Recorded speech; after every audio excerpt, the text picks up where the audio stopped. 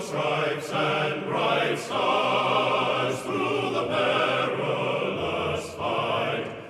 O'er the ramparts we watched were so gallantly streaming, and the rockets' red glare, the bombs bursting in air, gave proof through the night that our flag was still there. Oh, say does that star-spangled banner yet wave o'er the land of the free and the home of the brave?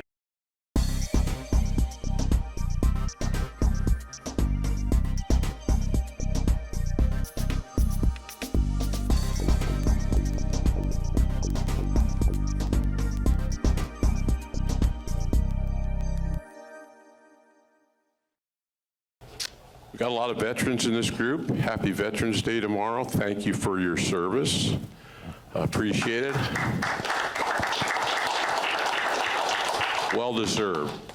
The second thing is, show of hands, how many Marines do we have in here? It's your birthday, 248 years, Marine Corps, incorporated even before this country was formed.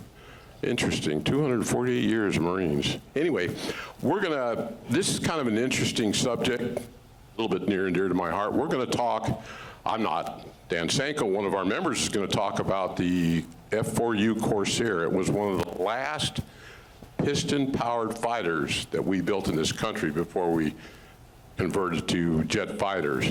It was a monster. It had a huge engine on it, swung a huge prop, and it was fast as greased lightning. He's also going to talk about the VF-53 during the Korean War, which your dad was in, correct? Yes. So I'm going to let him take off and fly with it. Dan Sanko.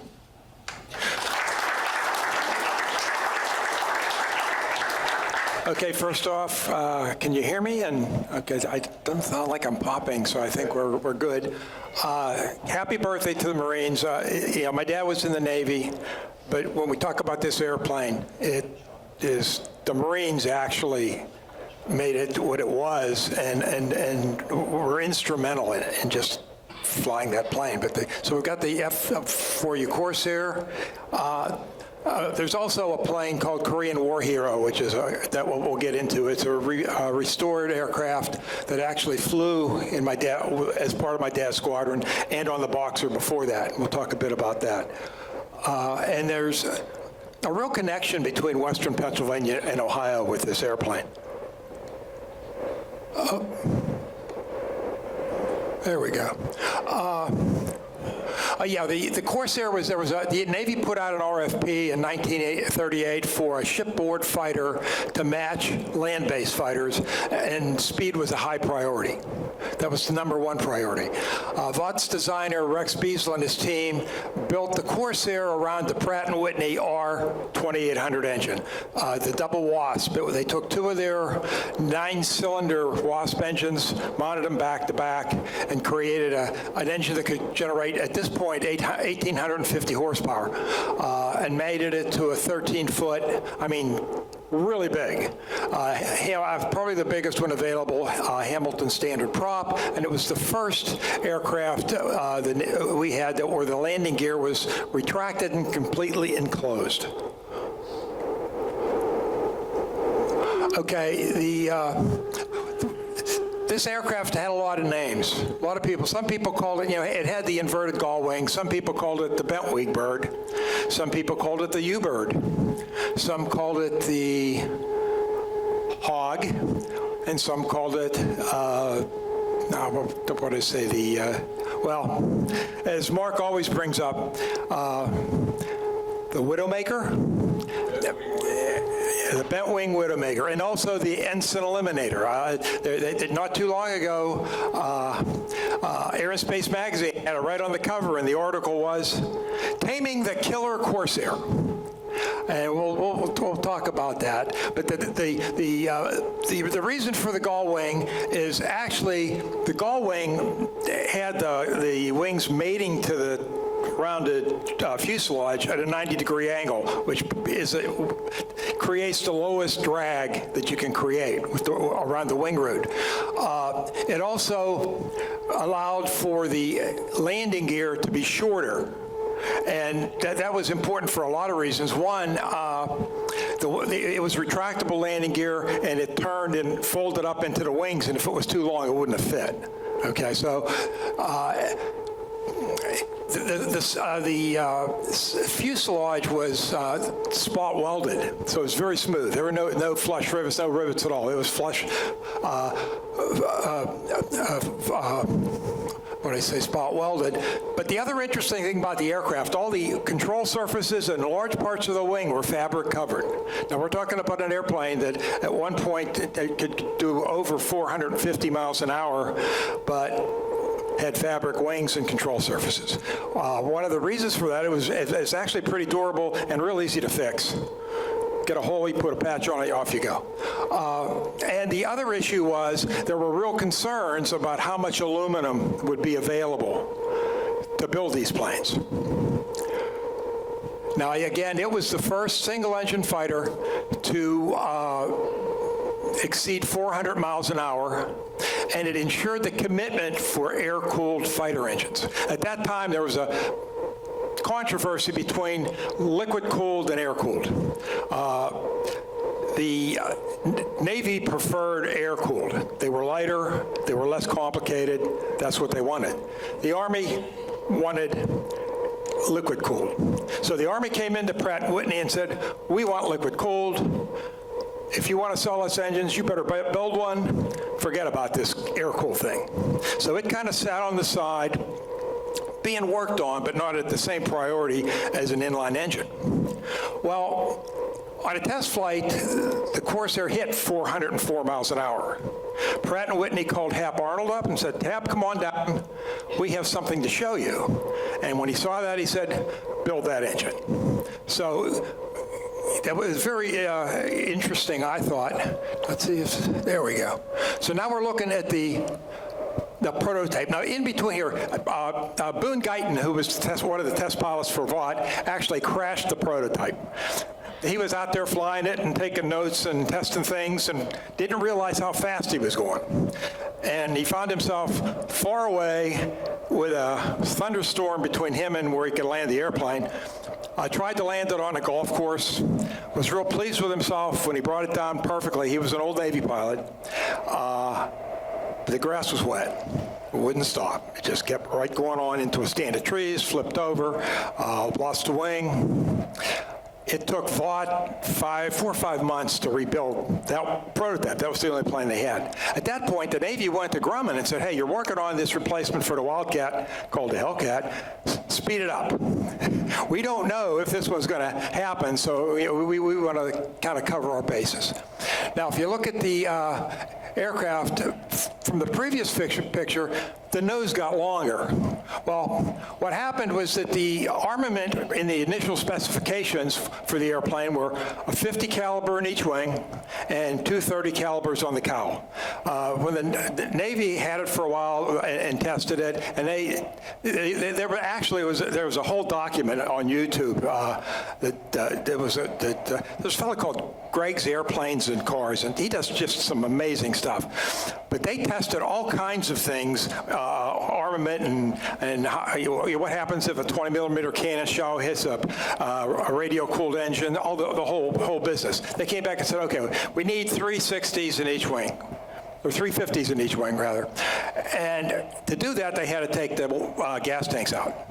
So they put a 237-gallon fuel tank between the engine and the pilot, and they wanted that engine right over the center of gravity of the airplane so that as the fuel went up and down, it didn't affect the handling of the plane.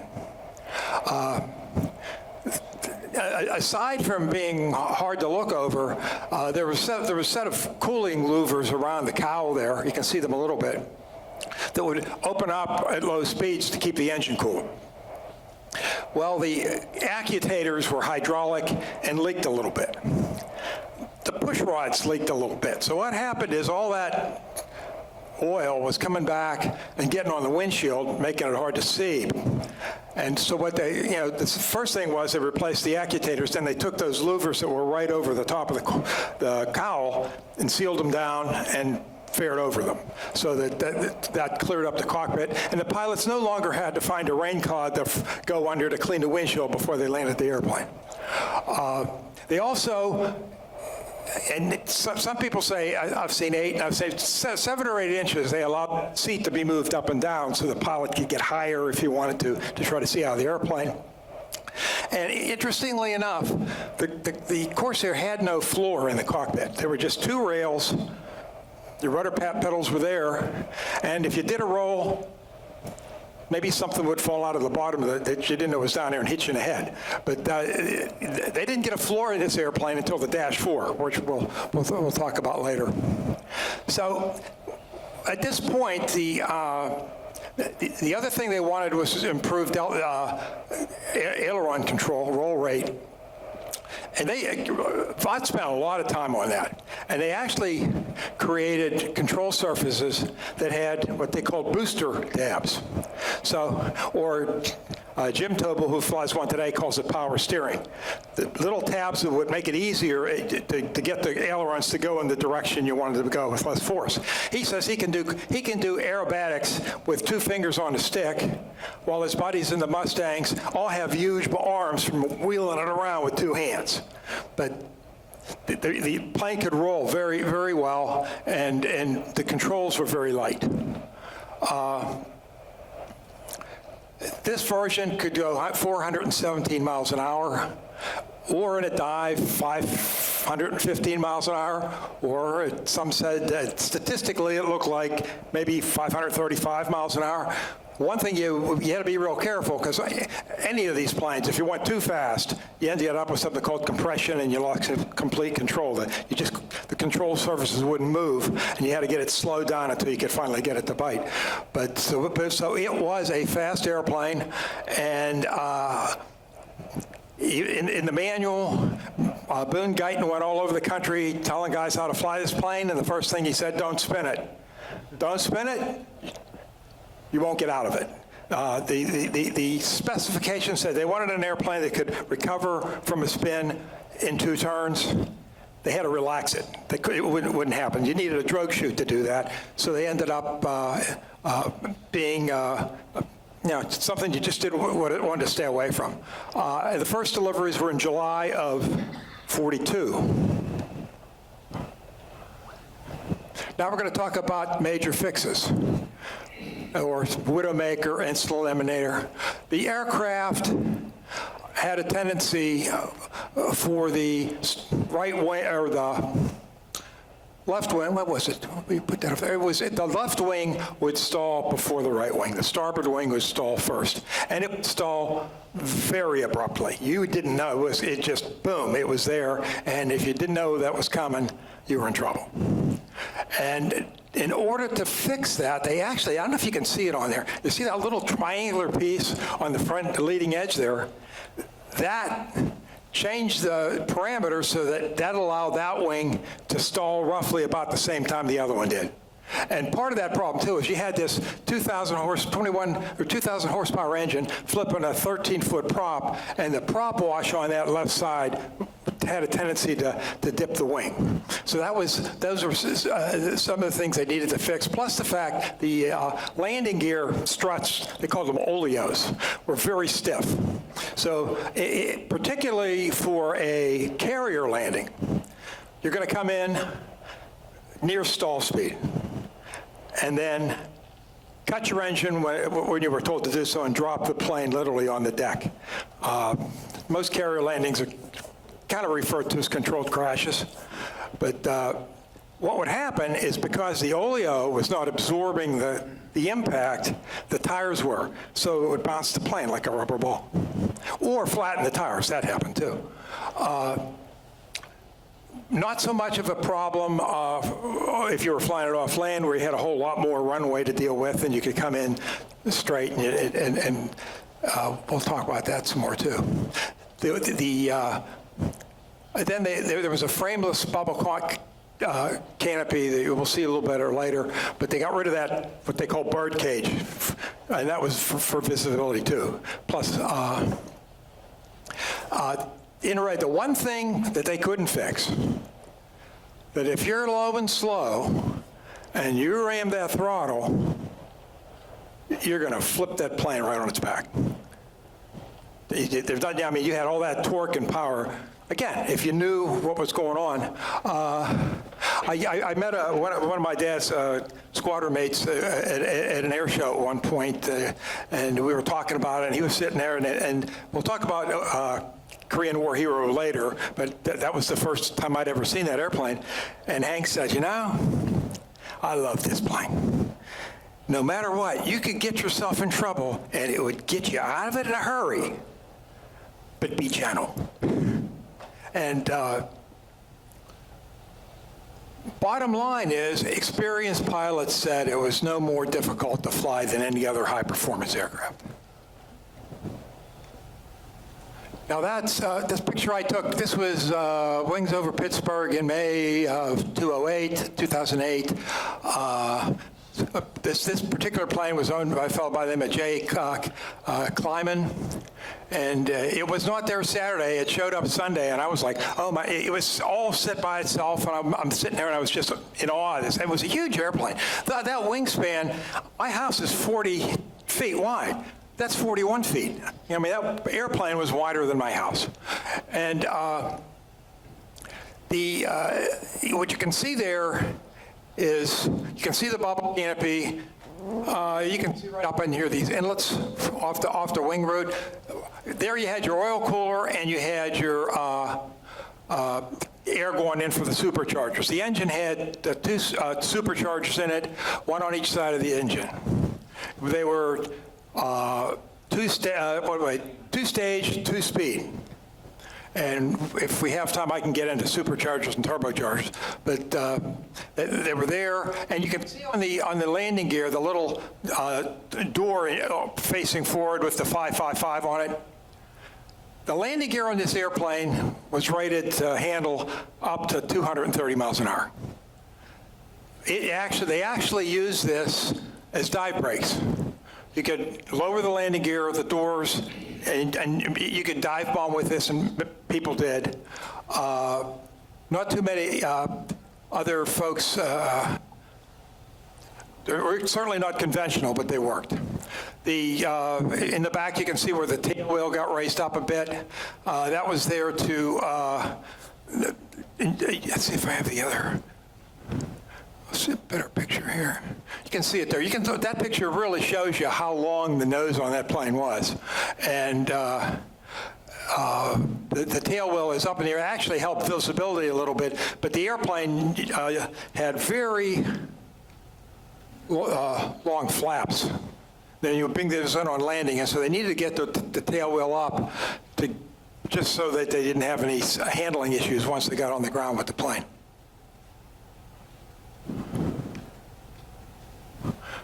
That's an example of, the Corsair was a big plane for its time. I mean, it was, that's why they called it the big hog. Or hose nose, that was the other one. You can see where the hose nose came from.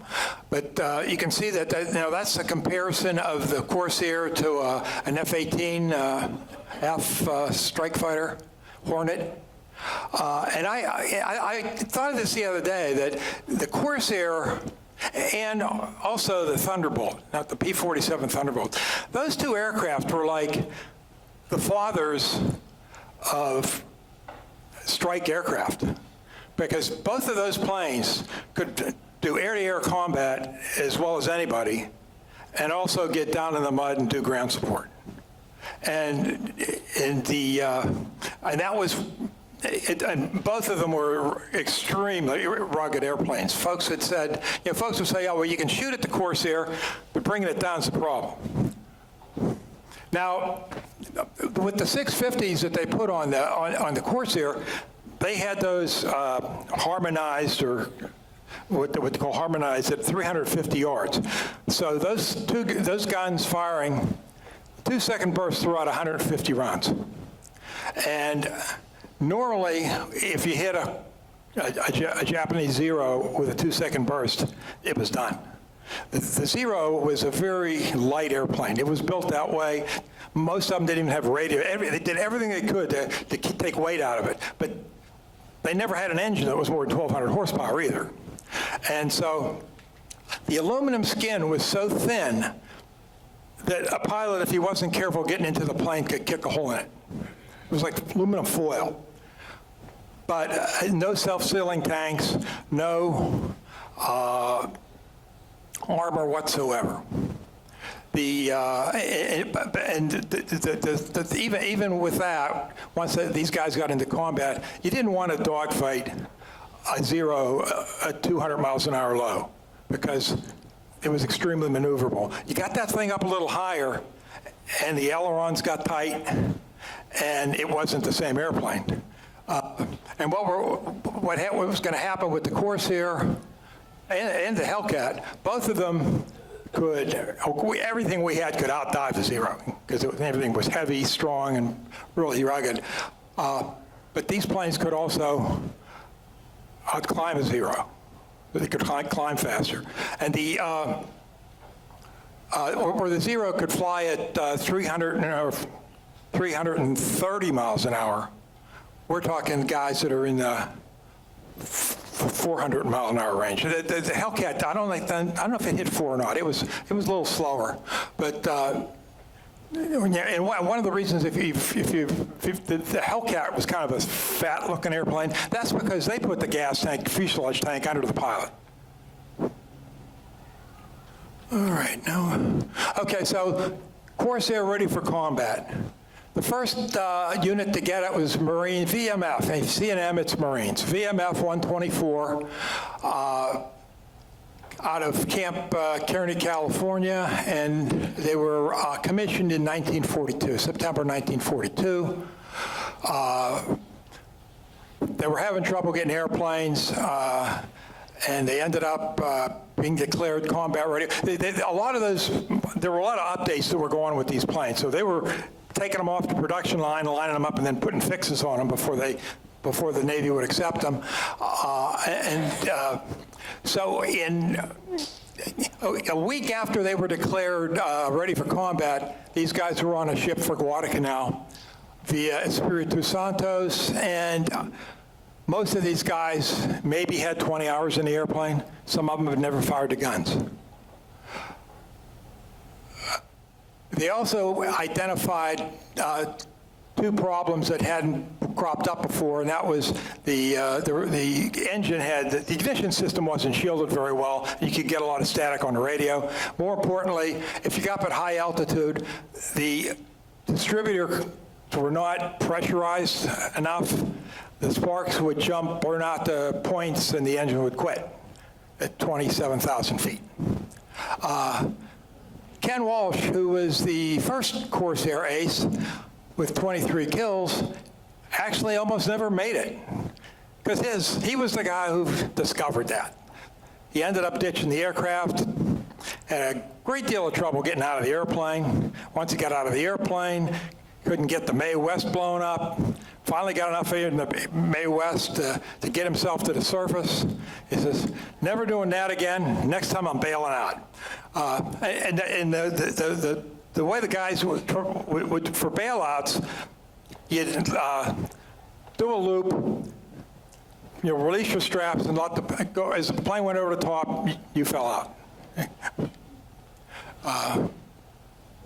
And now, and this of it, they had 7 months, 69 kills, lost 11 Corsairs, 3 pilots in combat, and it just proved to be, basically, it proved to be a game changer.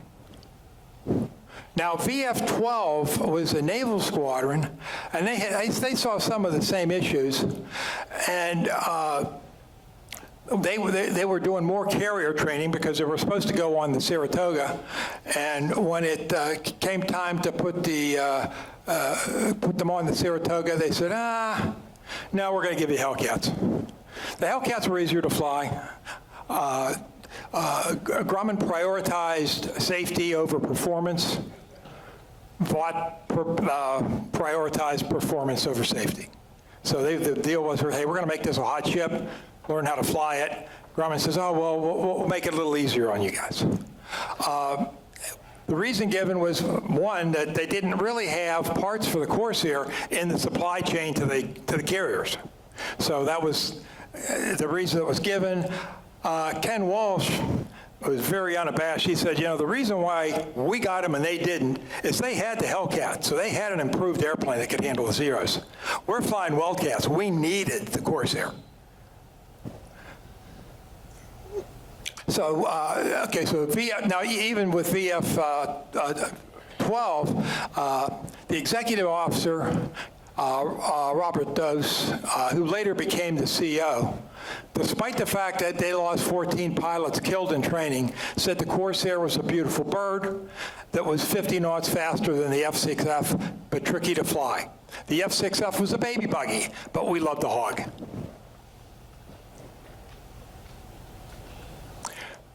VF-17, the Jolly Rogers, Tom Blackburn's unit, they actually were flying initially out of Norfolk. Blackburn preferred wild and crazy pilots, very aggressive guys. If anyone who wasn't an aggressive pilot, if you didn't like it, come to him, he'd get you transferred. Except the guys he had that had flown in Guadalcanal. He wasn't letting any veterans go. And they got, finally, they kind of shipped them off to the Outer Banks of North Carolina where they could fly hat and do whatever the heck they wanted and not bother anybody. But they were instrumental in taming this airplane. They worked extensively. Butch Davenport, who was their maintenance officer, and the Vought guys worked continuously to fix. Primarily, they got the spoiler fixed and got it in production. Got the landing gear fixed, and a lot of the other modifications, strut modifications completed, but they still had six fatalities through that process. They were they were supposed to go on the Valley Forge, or not the Valley Forge, on the Bunker Hill. They took the shakedown cruise to Trinidad, even though they were still flying the aircraft that did not have the fixes. They didn't have any problems. So then they're on their way to Hawaii, to Japan, and they got the word, you're being detached from Air Group 17. We're dropping you off into Solomons. See you later. They weren't happy about that, but they ended up at a base called Onondaga in New Georgia. They created 12 aces. In fact, they actually had one escort cap where they were escorting the Bunker Hill group to Rabaul, and along the way, they were going to have to, we didn't have air-to-air refueling, so they would have to refuel. So the deal was, okay, well, you guys can land back on the carrier. We're going to fill you up and give you any more armament, and off you go. So, and they had no problems. The plane handled just fine. The unit itself was very successful. There was one 5-day period in January that they knocked down like 60 aircraft. Blackburn had one new wingman that did a terrific job, got some kills. They landed, and the wingman walked up to Blackburn and said, "Hey, I need transferred." "Well, what's the problem?" He says, "You guys are all crazy." And so I think the other one was he had come up with a scheme where they did a lot of escorting bombers, a lot of whether they could have been 17s, they could have been 24s, 25s, or even TBFs, whatever, Dauntlesses. He'd have the escort cap where it belonged, and then about 8 Corsairs up at 30,000 feet. They could see the Japs coming, and when the Japs went into attack, they came in behind them and did a lot of damage. The last one we have up here is the Black Sheep, Pappy Boyington. This was actually a reorganization. 214 was back at Espirito Santos. The commanding officer had been killed, so they kind of disbanded the squadron. It was sitting there. Boyington was also there in an administrative role, not too happy about it, and went to the commander and said, hey, we got this squadron. Make me the commander. I'll go to the replacement pool and fill it up with pilots, and we'll go to war. And he said, okay. He did that. And it's interesting because he ended up with a bunch of new lieutenants and what he called disbanded unit orphans. And there were some young guys in there, some old guys, some dauntless pilots who, one fella, he actually landed on his head because he rolled the plane, hit the gas too hard on a landing. And another one who ended up being an ace. Some guys took to it right away, some guys didn't. Boyington, the squadron that we know of is the Black Sheep, that first group. They were only together 3 months, destroyed 97 enemy aircraft, 35 probables, 50 damaged, 30 ships were sunk, 9 aces. Pappy got shot down and over Rabaul. And spent 2 years in a prison camp. He says his health improved. Now, Boyington was a big alcoholic. He was a heavy drinker. And so since he couldn't drink in prison, he got healthier.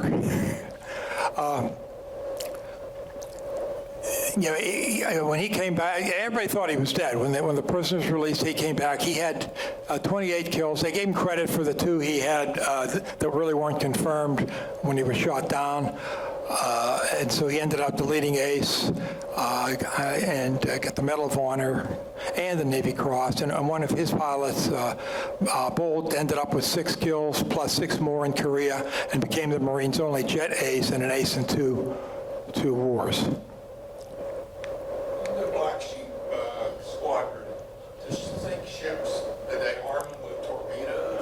Bombs.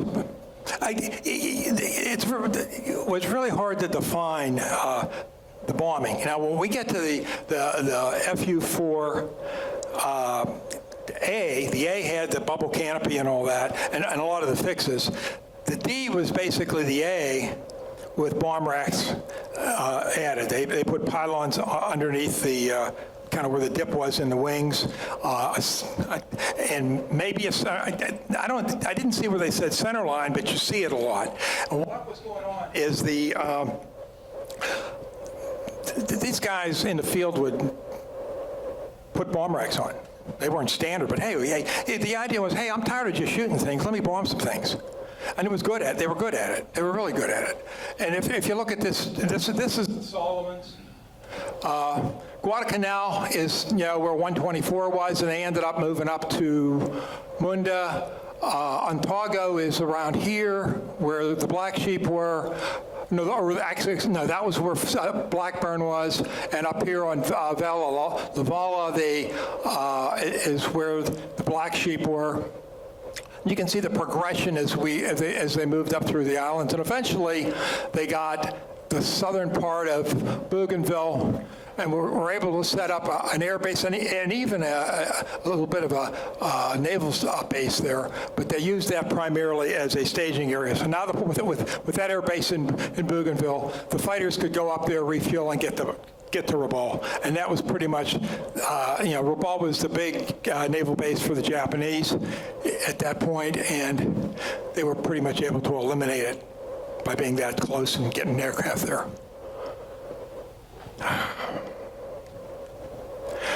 Now we're going to talk about Lieutenant General George C. Axtell, United States Marine retired. George was born in Ambridge, went to Ambridge High School, graduated from Ambridge High School. In World War II, at 22 years old, he was given Squadron 323 and said, hey, take these guys and make them combat ready in 6 months. That was the squadron that was called the Death Rattlers. They had one of the guys had caught this 6-foot rattlesnake, and they skinned it, and they used to carry that around and hang it in the ready room and all sorts of stuff. Now, this is a little further into the war, and the first assignment they had, they sent him up to Okinawa, and took him up on Jeep carrier, then got him off catapulted him off the Jeep, and then they landed at Kadena, I think it was. Kadena was the air base there. And they were only there a few months, and maybe 6 weeks even, and killed 124 Japanese aircraft, and flew a lot of, also they flew a lot of ground support. Well, one thing you can, with the Marines, they became the experts on ground support, starting with going through Tarawa, Peleliu, Iwo Jima, and onto Okinawa. And they embedded fighter pilots with the ground troops to help with that process. They were very good at it. Now, the one thing, with the kamikazes coming in, there were a lot of opportunities for guys to become an ace in a day because you had enough ammunition. The two-engine planes weren't going to go down with 2-second bursts, but the Vals and the Zeros, if you hit them right, they were gone. They just blew up. So on April 22nd, 45, 80 kamikazes attacked our radar picket ships at dusk. And 323 was flying cap, and they knocked down 23 enemy aircraft. 3 of them, George and Jeffrey Dora and O'Keefe, Jeremiah O'Keefe, all got 5 or 6.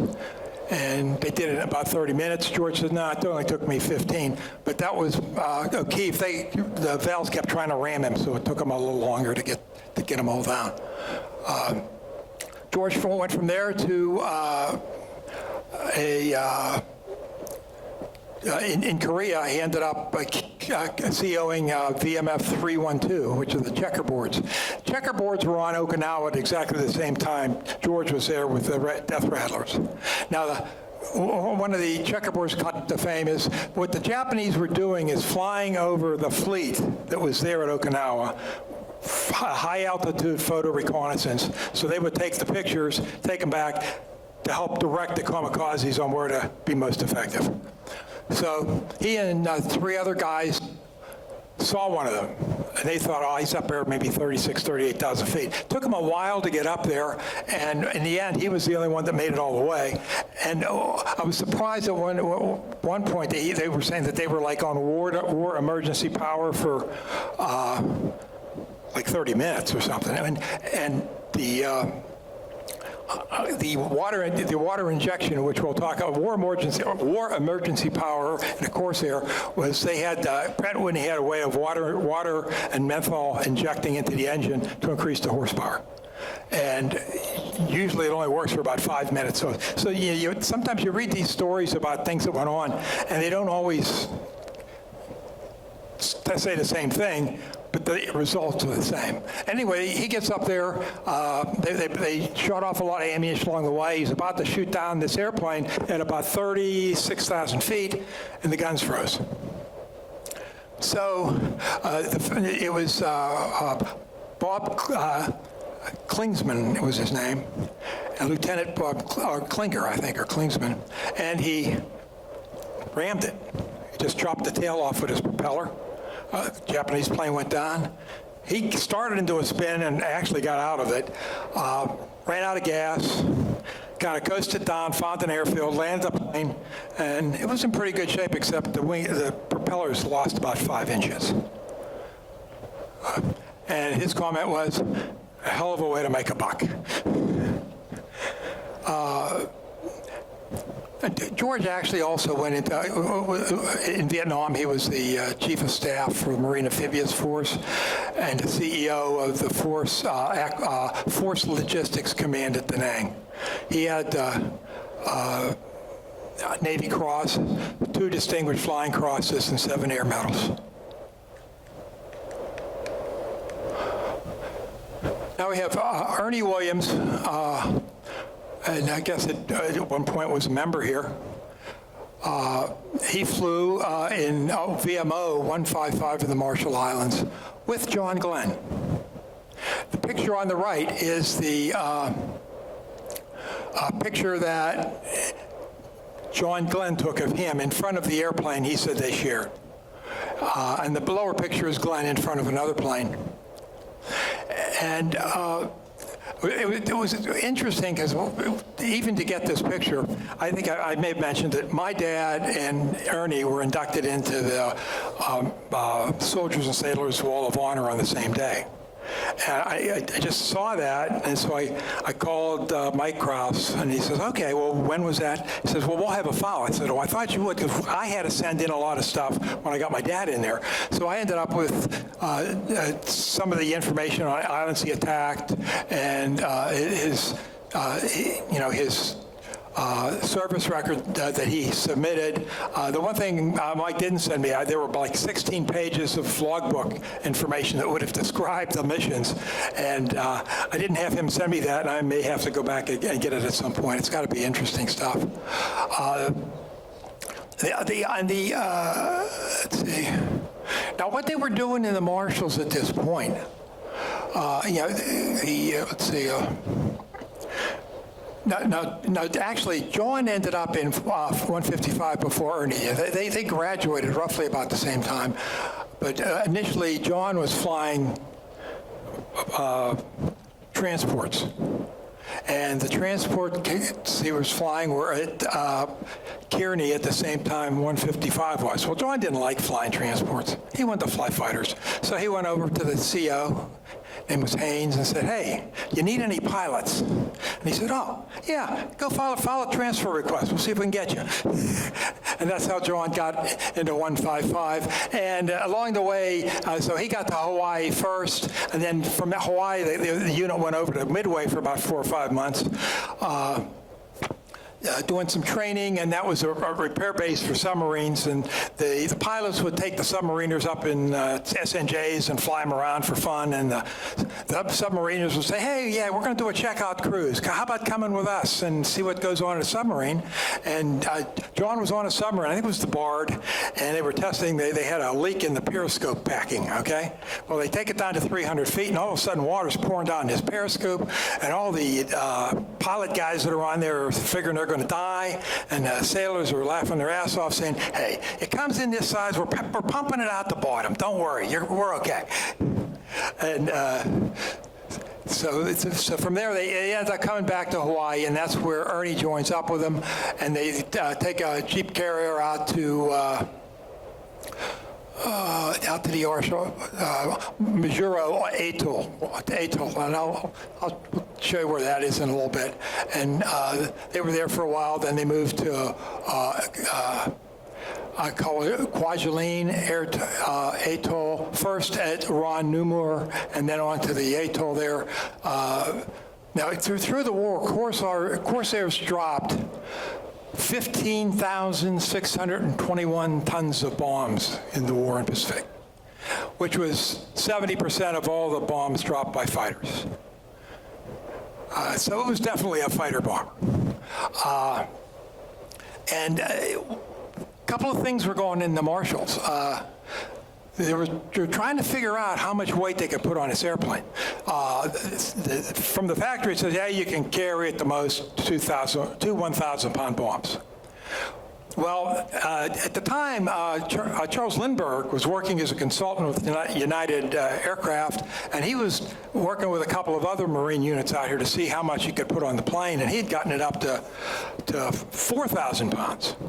And even went as far as building a special centerline drop to put a 2,000-pounder and then at 1,500s on either side. So he got 5,000 pounds on that airplane, got it off the ground, took it out to bomb this building or something, overshot it, pulled the plug, pulled the ripcord anyway, and all the bombs dropped, and he happened to wipe out a giant anti-aircraft installation. I guess that's why they called him Lucky Lindy. I don't know. But he also had another experience where he was flying, and I think he shot the guns. And I don't know what the difference is between dropping bombs and shooting guns, but there was great distress over this civilian in a military airplane firing guns at enemy aircraft. And there was a big fuss stirred up, and the commanding officer scratching his head and said, and one guy said, wait a minute. Is there any rule against taking target practice on your way home? And the CO said, no. I'll tell you what. If it blows over, we're sticking with that story. And Lindbergh said, the more I hang around with these guys, the better I like them. But so actually 155, these guys really, for them, their standard bomb load was three 1,000-pound bombs. And what they were doing with the islands around there, they basically, there was about four or five islands that we just bypassed. And their job was to make sure that the Japanese didn't try to reinforce those, and more so even that, make sure they don't get any airplanes over there. So we want to bomb the crap out of it. Sometimes you wonder if with the bombing, was it worth it? But that's what they did. And they also were the first to have napalm. Now, napalm is kerosene mixed with a gelling solution. So you have like jellied kerosene or gasoline in a big tank with a white phosphorus trigger. So if it hit something, it may have been even a grenade at the time, it would pop the grenade, explode, and you've all seen what napalm does. Napalm was probably one of the most, I would say, effective weapons in the Pacific, particularly on the islands. And when we get to Korea, they found that the rockets on the planes wouldn't dent the armor on the T-34 tanks. And so they developed what they called an anti-tank rocket with a shaped charge, somewhat longer. The pilots didn't like it because you had to get really close. They really thought the most effective thing against tanks was just roll a big can of napalm over them, and burn them out. And they did have one mission to Juit where they apparently, and this Gary, this comes from the information you found for me, that they loaded, each plane had three napalm bombs on it. And they went and they hit this island, and John and his wingman were last in line, and he said, we're coming up, and the whole island's on fire except two spots. So I took one, he took one, and we were done. The whole island was burned. And John said that, napalm's a hideous weapon, but war is a hideous endeavor. They also had a really, there was an island called Nauru, kind of southwest of Tarawa, that had a lot of phosphate on it. The Japanese were mining it and shipping it out. So they had a mission to go out and get rid of those plants. So to get from the Marshalls down to Tarawa was about 600 miles. Now you had let's say 1,000-mile range in a Corsair. So they flew to Tarawa, and then they staged there and made several runs out to Nauru, which was about 538 miles away. So they were stretching their limit to get there and back. And the other thing they did is because these guys in the Marshalls, most of their navigation was dead reckoning. I mean, you could see an island, you could see around. You knew where you were, where you were going, what you were going to do. Between going down to Tarawa and particularly going over to Nauru, there was nothing there but ocean. And so they had a P2V Neptune that kind of led them and did the navigation for them. And also they had a PBY there, so if somebody ended up in the water, they could pick them up. They also found that that island had there was only one way in and kind of one way out to bomb the plants, and so it was the heaviest anti-aircraft they saw throughout the war was on that island. Now, John flew 57 missions, had awarded 2 Distinguished Flying Crosses and 10 Air Medals.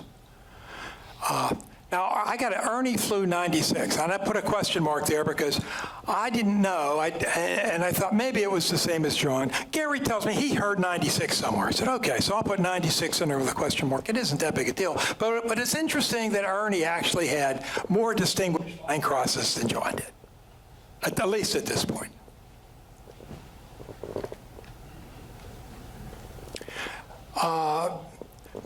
The unit is on the left. In the middle there is their beachfront cabana, the tent. The Kwajalein, the airstrip, ran down this strip of land with ocean on either side of it. So everything was beachfront on that particular strip. And you can see on the right, maintenance went on 24 hours a day. And one of the things throughout the war, whether it was on the ground or on the carriers, and actually when Blackburn was on Ontago, he had Marine maintenance guys taking care of his Navy airplanes. Maintenance, these guys consistently kept the aircraft at well over 90% available, which was an amazing number. And you can see here, those are the bombs being loaded, or the long train. They loved the 1,000-pounders. This looks like 2,000-pounders, and that's either napalm or a fuel drop tank. They could use those. And here it definitely is 3,000-pounders underneath the aircraft. Now, if you look at this rectangle in the center, Kwajalein is up at the top. Down below is Majuro. The 2 islands above that remained in Japanese control for the entire war. The 2 below, and there's one over underneath the legend that I don't know, I guess they just left it alone completely. But, so basically that's what they were doing, other than those. And they did, I thought they only did one of those trips to Nauru, but I think based on some information, history that Gary found for me, they may have done it more than once, maybe 2 or 3 times. There we go. And this kind of gives you an idea of where the Marshalls are, where Tarawa is, and where Nauru is. And at the time, they felt that that was the absolute longest attack flight that the Corsair had ever done.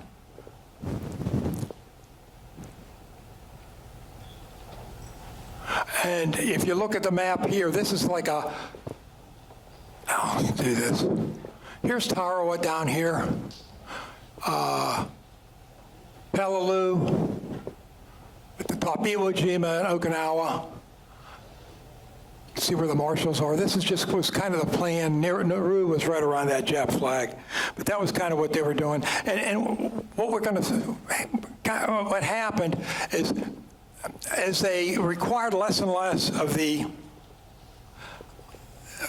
all these guys were, the one Navy unit, mostly Marines, and they found that they didn't need these guys out on the islands as much, but they needed them on the carriers because of the kamikazes. So that 124, which happened to be the first one to get Corsairs and ended up in Guadalcanal, ended up the first unit being assigned to a carrier. And they did have the guys had some issues with landings because they hadn't done them for a while on a carrier. But the biggest problem they had was that these guys didn't have really good open water navigation skills. And with a carrier, now they're on an airbase that isn't where you left it. It's it's gone. It's moving on. So you have to find it on your way back. And they were losing guys who would go off and just never come back, and they didn't know where they went. And so they ended up, stateside. You got to up the navigation training, and they upped the navigation training right there on the carriers. But then, you learn this stuff, and one of the, we'll talk about this in a minute. Well, I came across a document that was called the Naval Aviation Combat Statistics, World War II. And it was a report that was begun in 1943 by a fellow named, was it Stewart? Sometime where all I talk here, that'll pop in my head. But anyway, Lieutenant Commander, and he designed the AC-2 and the AC-1 for all these guys to report all this information from their combat missions. And got to the end of the war, and he and 30 guys put this massive report together. They had all kinds of stuff. And one of the things that... oh, You got more to... I got lots. Why don't you save some of that, we'll have you back. Yeah.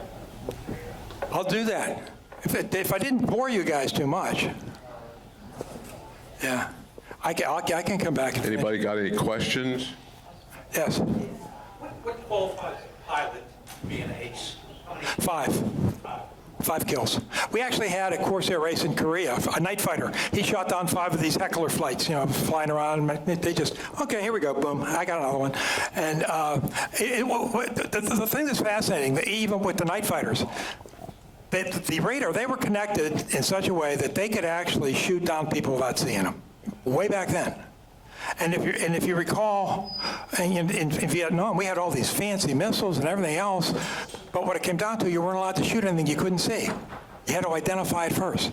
So all these standoff abilities to shoot people kind of get neglected. I mean, in Vietnam, they didn't have guns on the Phantoms. They had to put a gun part on it because they didn't. What do you need guns for? And everything was missiles.